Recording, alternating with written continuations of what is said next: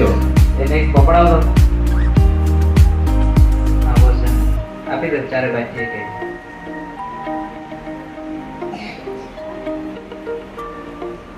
Blue કલરનું shirt number છે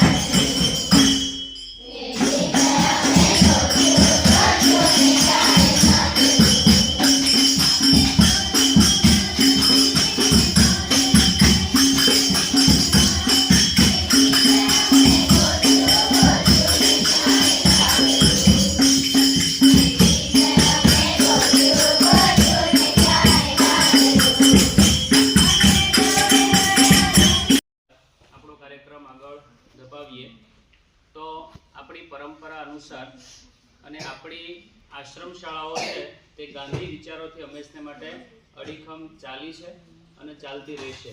તો એમના પણ આપણા નિયમ અને રીત રિવાજ પ્રમાણે આવનાર મહેમાનનું આપણે આટીથી સ્વાગત કરીશું. તો આપણી વચ્ચે ઉપસ્થિત નશા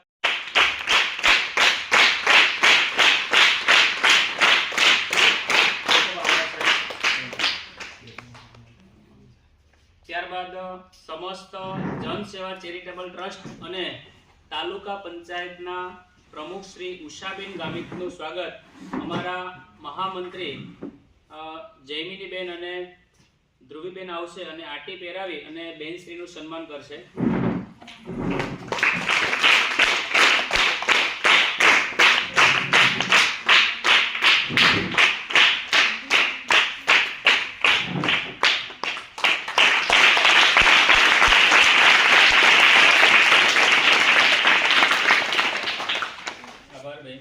ત્યારબાદ આપણી વચ્ચે ઉપસ્થિત પ્રણયભાઈ ગામિત સહાયક સંચાલક તરીકે હાલ કામ કરે છે. તેમનું સ્વાગત હું કલ્પેશભાઈને વિનંતી કરીશ કે તેઓ આટી પહેરાવી અને પ્રણયભાઈનું સ્વાગત કરશે. તાળીઓના નાદ સાથે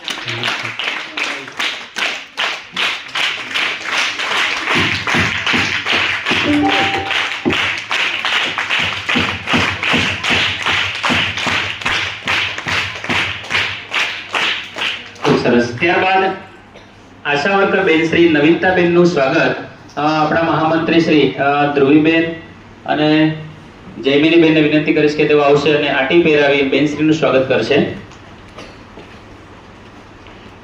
અને તાળીઓથી આપણે આ સ્વાગતને વધાવી દીધું.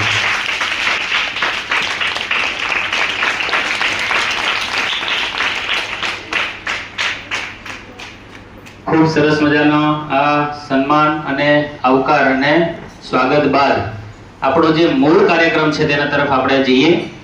તો અહીંયા તમને 2-3 પ્રકારના બેનરો જોયા છે બધાએ? એમાં લખ્યું છે વ્યસન કરવાથી ફાયદો થાય છે. લખ્યું છે ના? શું થાય? કેન્સર થાય. દવાખાનું કેટલાય જોયું છે? દવાખાનું હોસ્પિટલ જોઈએ છે બધાએ? વાહ, એટલે કોઈ માણસ સ્વસ્થ છે નહીં, બધાએ દવાખાનું જોયું, બરાબર ને? ચલો નીચે આંગળી. તો દવાખાનાની અંદર તમે પેલા મોઢાના કેન્સર, અહીંયા મગજના કેન્સર થાય ને, બહુ બધા કેન્સરો તમે જોયા હશે. એમાંથી 90% ની ઉપર વ્યસનથી થતા હોય છે, બરાબર ને? તો અહીંયા આપણી વચ્ચે જે મહેમાનશ્રીઓ આવ્યા છે, અધિકારીશ્રીઓ આવ્યા છે, તો એ આપણી સમક્ષ બધો જ પ્રકાશ પાડવાના છે કે વ્યસનથી આપણે કેટલા અંશે નુકસાન થાય, કે ફાયદો થાય કે ગેરફાયદો થાય છે. અહીંયા એક સરસ મજાનું સ્લોગન લખ્યું છે. એક દીકરી છે અને એના શબ્દો કેવા છે જોયા તમે? પપ્પા મારી ખાતર દારૂ છોડો.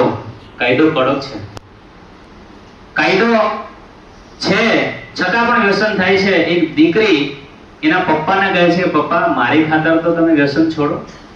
અને સાહેબશ્રીને પણ વિનંતી કે અમારા દીકરાઓ ખરેખર તો વ્યસનથી મુક્ત છે, પણ ભવિષ્યની અંદર એ વ્યસન ન થાય. હમણાં જે વેકેશનમાં ગયા તો ઘણાના વાલીઓ વ્યસન ઉપર આગળ છે, તો એવા વાલીઓને આ લોકોએ એના પપ્પાના પેલી જે શું કહેવાય પોટલીઓ તોડી નાખી. બોલો, એની પોટલીઓ જે પેલી કોથળીઓ આવે એ કોથળીઓ ફોડી નાખી. આ ઘણા વિદ્યાર્થીઓ એવા પણ છે જેથી એના પપ્પાએ એનું માન્યું છે, અને ખાસ કરીને પપ્પા છે દીકરા દીકરીનું માને છે 100%. એકવાર તમે જીદ લ્યો ને કે મારે આ વસ્તુ લેવી છે, તમને લઈ આપે છે. તમે એકવાર જીદ લ્યો કે પપ્પા તમે સાંજે આ ડ્રિંક કરીને ન આવશો, માવો નહીં ખાશો, તો 100% પપ્પા એમાંથી ઓછું કરશે જ. બરાબર ને? એટલે પપ્પા માને છે. જો તમને એટલું બચત થશે ને તો તમને ભણાવવા પણ કામ આવશે. તો વિશેષ આ બધી તમને ખ્યાલ પણ છે. તો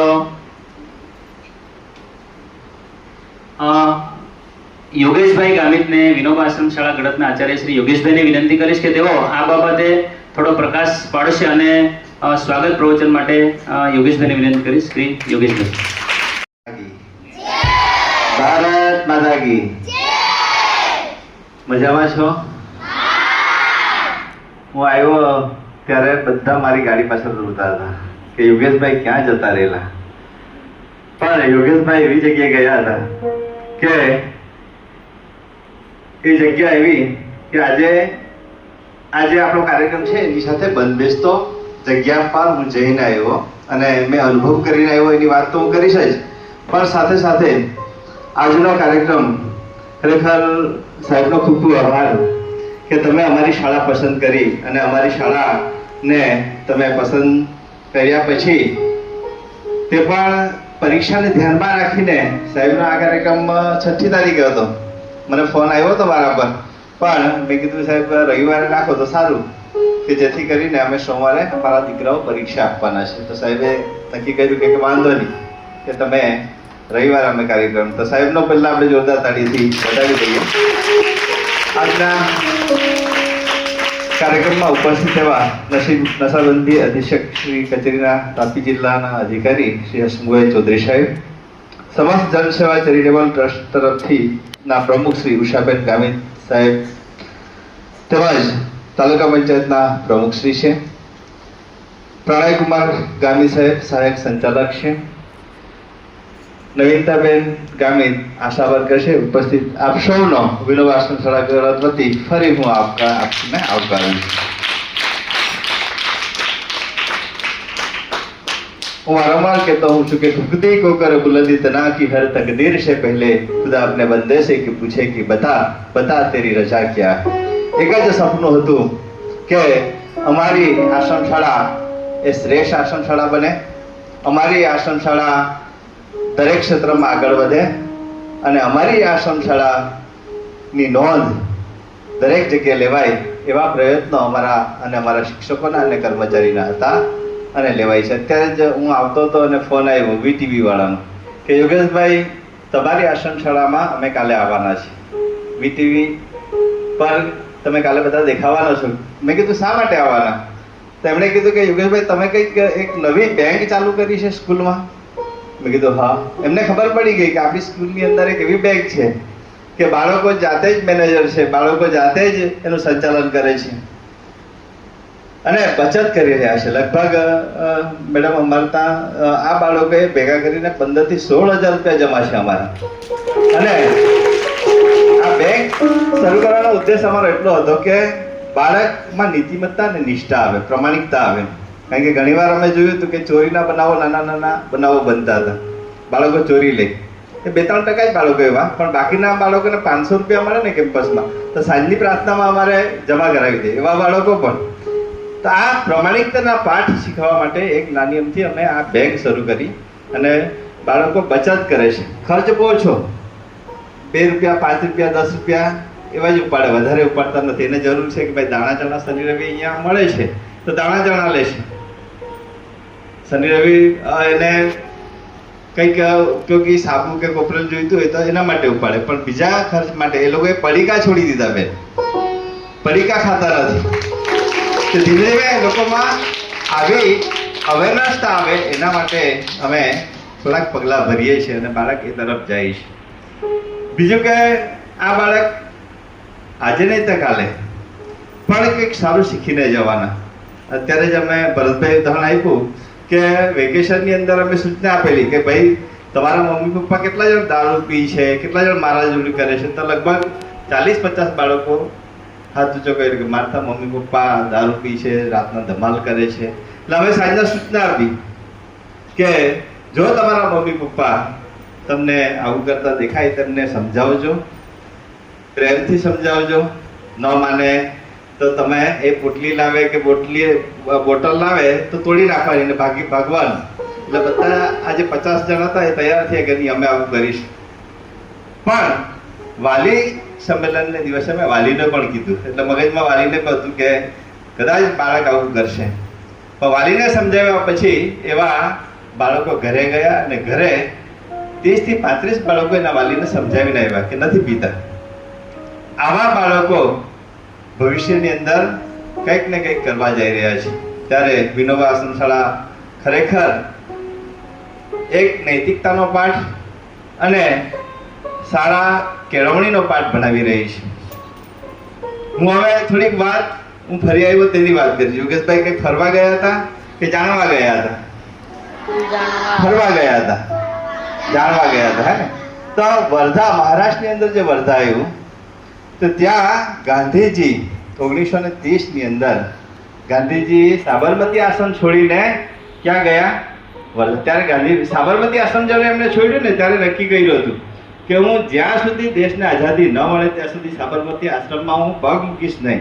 એ નેમ સાથે એમણે મહારાષ્ટ્રની અંદર વર્ધા છે સેવાગ્રામ, ત્યાં 1930માં ત્યાં ગયા. 1931-32માં એને જેલ થઈ અને કસ્તુરબા 1934 ની અંદર ત્યાં જ મૃત્યુ પામ્યા હતા, વર્ધામાં જ.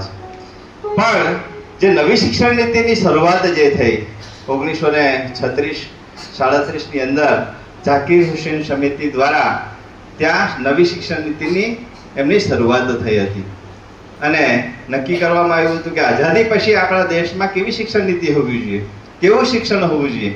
નવી તાલીમની શાળા અમે હજુ પણ ચાલે છે ત્યાં. તમારા જેવા બાળકો બાલવાડીથી તો 10મા સુધીના બાળકો ત્યાં ભણી રહ્યા. અમે તો નવાઈ પામ્યા કે આવી શાળા હોઈ શકે.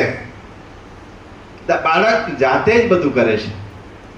દરેક વર્ગોની મુલાકાત લીધી, દરેક જગ્યાએ એ બીજા ત્રીજા વાળું બાળક પણ કાતણ કરે, જે આપણે રેડિયાથી કાતીએ ને તે હજુ ત્યાં ચાલે છે. અમે નવાઈ પામ્યા કે આવી શાળા હોઈ શકે. હું પણ નવાઈ પામ્યો કે મારી વિનોબા આશ્રમ શાળા ગળતમાં પણ કંઈક થોડાક અંશે હું આ ત્યાંથી જે જોઈ આવ્યો છું, ત્યાંનું જે શિક્ષણ છે તે પણ અમે કરીશું. ત્યાર પછી એક એવી સંસ્થાની મુલાકાત બાબા આમટે સંસ્થાની મુલાકાત લીધી. આનંદવન, આખું ગામ એણે એવું બનાવ્યું કે આપણે કલ્પી પણ ન શકીએ. ત્યાં અપંગ લોકો રહે, જ્યાં અસ્પૃશ્યતા. યુનિવર્સિટીમાં તો આપણી કલ્પના બહારની. અહીંયા તો હું 200 બાળકોને હાચવતા મને દમ આવી જાય. પણ ત્યાં અમે જઈને જોયું ને 40,000 બાળકો. કેટલા બાળકો? 40,000 બાળકોનું એક સાથે રસોડું. હું વિડીયો ઉતારી લાવ્યો છું, એક દિવસ બતાવવાનો છું. એક સાથે પ્રાર્થના થાય, એક સાથે જમવાનું થાય. 2000 કિલો ચોખા ઉતરે, 2000 કિલો. અમે તો કલ્પના બહારની વાત. અમે તો હજુ પણ વિચાર કરીએ કે આ કેવી રીતના સંચાલન. 2 કિલોમીટરની રેન્જમાં આખું વિસ્તાર પસરાયેલો છે. અને આદિવાસી બાળકોને 1 રૂપિયો પણ ત્યાં લેવામાં આવતો નથી. પહેલા ધોરણથી તો MBBS સુધીના અભ્યાસક્રમ જ ત્યાં છે, કહેવું પડે. એટલે એવા લોકો છે જે ગાંધીજીએ જે પાયો નાખેલો ને તે હજુ જીવંત થઈ રહ્યું છે. નશાબંધી વિશે બોલી સંભળાય છે. નશો કરવો જોઈએ નહીં. નશાથી હાનિકારક બીમારીઓ થાય છે. નશાથી મગજ નબળું થાય છે. તે માટે નશો કરવો જોઈએ નહીં. અસ્તુ. કુમારી હરીશભાઈ ચૌધરી.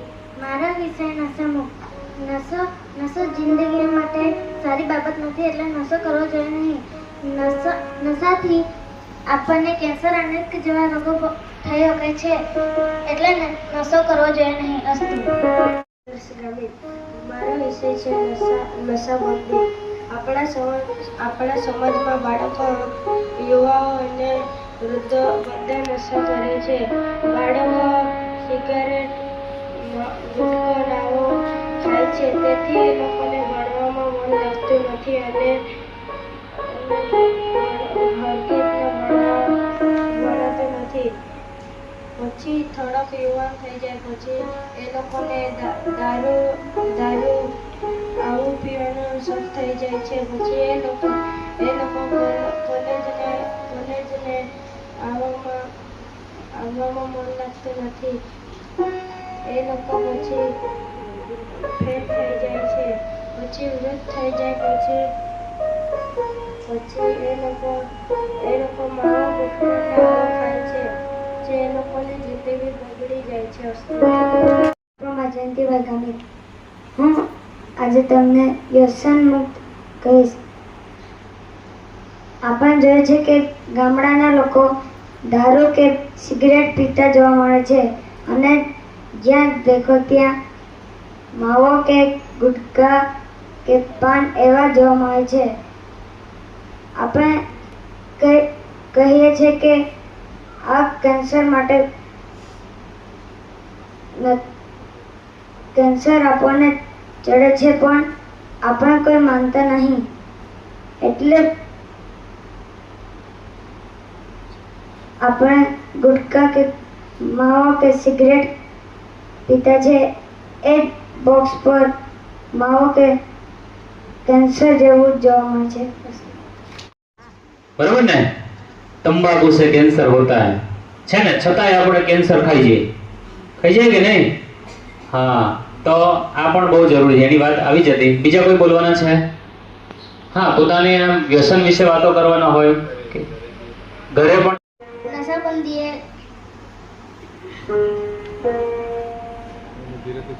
નશાબંધી કોઈ વાર કરવી જોઈએ નહીં. નશાબંધી કરવાથી કેન્સર, દિમાગનો કેન્સર કરી જેવા રોગો થઈ શકે છે. વંશીલાલભાઈ સાપટા. હું 7મા ધોરણમાં ભણું છું. અમને રજા આપી હતી ત્યારે અમે અમારા ઘરે ગયા હતા. ત્યારે મારા પપ્પા દારૂ પીતા હતા. ત્યારે મેં 5 વાગે પપ્પા આવતા હતા ત્યારે એ દારૂ છોડીને ભાગી ગયેલો હતો વસ્તુ. એ ઓન ધ સ્પોટ આપણે અહીંયા જો બોલતા હોય ને તાત્કાલિક ત્વરિત શીઘ્ર વક્તૃત્વ સ્પર્ધા થઈ ગઈ. બરાબર ને? તાત્કાલિક 5 શબ્દ યાદ હોય અને ઓન ધ સ્પોટ આપણે બોલવું એ બહુ નાની વાત નથી. બરાબર? એટલે ગુડ. આવી રીતે ભાગ પણ આપણે દરેક સ્પર્ધામાં લેતા રહીએ. આ નોલેજ તમે તો જ બોલી શકો કે જો તમને અહીંથી મળતું હોય, તમે ક્યાંક સાંભળ્યું હોય, તમે ક્યાંક અનુભવ્યું હોય. બરાબર ને? તો વિશેષ સાહેબને આપણે વિનંતી કરીએ કે આપણી સમક્ષ વ્યસન મુક્તિ વિશે થોડી વાતો કરશે શ્રી સાહેબ શ્રી. વિદ્યાર્થી મિત્રો, જમવાનું બાકી છે આપનું? જીવનમાં બોલજો, મજા આવશે. બરાબર?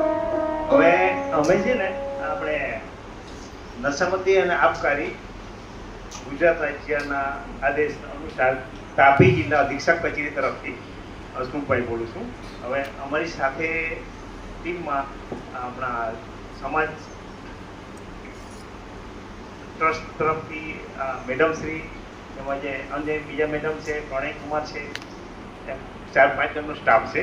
તો આપણે સૌથી ખુશીની વાત એ છે કે તમે જે માહોલ જોઈ રહ્યા તમારો, અમે જે જોયો તેમાં સૌથી ખુશીની એ વાત છે કે અમને આવો અવસર મળ્યો છે.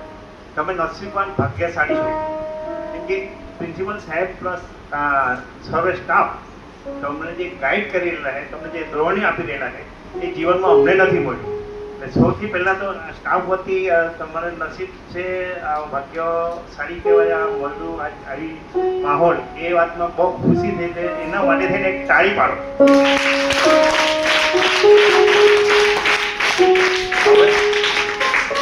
હવે બીજી વાત એ છે કે નશાબંધી આબકારી ખાતું એ સરકારશ્રી તરફથી દર વર્ષે પ્રોગ્રામો થાય છે. એટલે આપણે 2જી તારીખ અને 8 તારીખ દરમિયાન આ જે પ્રોગ્રામ બનાવીએ છીએ તો તેમાં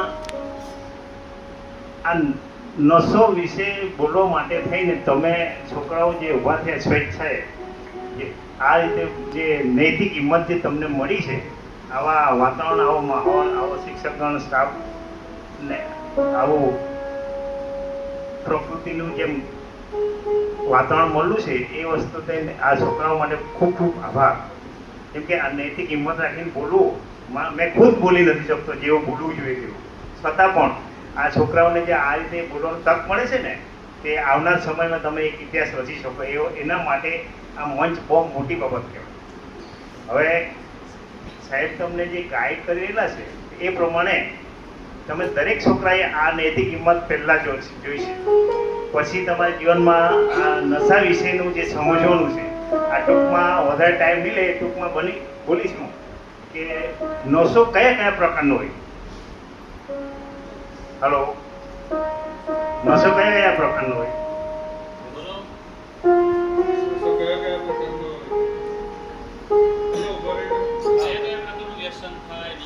નશો કોને કહીએ આપણે?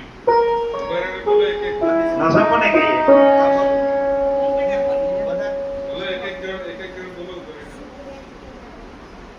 સિગરેટ, દારૂ એટલું જ નથી, ઘણા બધા પ્રકારના નશો. એક તમે શિક્ષણ બી એ નશારૂપ જ છે. તેવી રીતે પણ એ ફાયદો કેટલો છે, નુકસાન કેટલું એ આપણે વિચારવું છે. ને બીજું નશો એ કેવો છે કે શરીરથી લઈને આર્થિક રીતે, સામાજિક રીતે દરેક ક્ષેત્રે પાયમલ કલાકે એ નશો અતિ દૂષણ પેદા થયેલું છે. અતિ જે સમાજમાં જે છોકરો બોલી ગયો ને કે ઘરે મેં પપ્પાને દારૂ છોડાયો, પેલી પોટલી છોડાઈને ભાગી ગયા, એ બધું એકદમ જીવન બરબાદ કરવાવાળું વસ્તુ છે. એ નાની નાની વસ્તુ થઈને આપણે ઘરે જતા છીએ તો દુકાનમાં આપણે શું કરવા લેવા મોકલે? આપણને પપ્પા મોકલે છે કંઈ લેવા માટે? શું લેવા મોકલે? માવો, પછી પડી કઈ કઈ જતી ગુટકાની, બરોબર છે. તેવી જ રીતે ઘણી બધી એવી વસ્તુ મળતી હોય આપણને કે જે આપણને જાણવા મળતું હોય, પણ એની અંદર તમને આવી ગુટકી જોવા મળી છે? આ મને તમારા ગ્રાઉન્ડમાંથી મળ્યું છે. છે કોઈ ઉપયોગ કરવાવાળા આવું? હે, ના, ઉપયોગ નહીં કરતા તો પછી આ વસ્તુ ગ્રાઉન્ડમાં નહીં હોઈ શકે.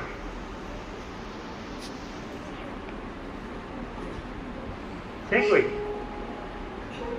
છેડછાડ શીખરો ને એમાંથી આપણને શીખવાનું જ મળશે. કોઈ ઉપયોગ કરે છે? છોકરીઓ, આ ગુટકાનું શરૂઆત થાય અહીંયાથી. મીઠી ભલે મીઠી આઈટમ છે પણ આમાંથી જ શરૂઆત થશે. આજે આ ખાધું, કાલે કોઈ આરએમડી ખાય, કોઈ વિમલ ખાશે, તે શરૂઆત આમાંથી જ થશે.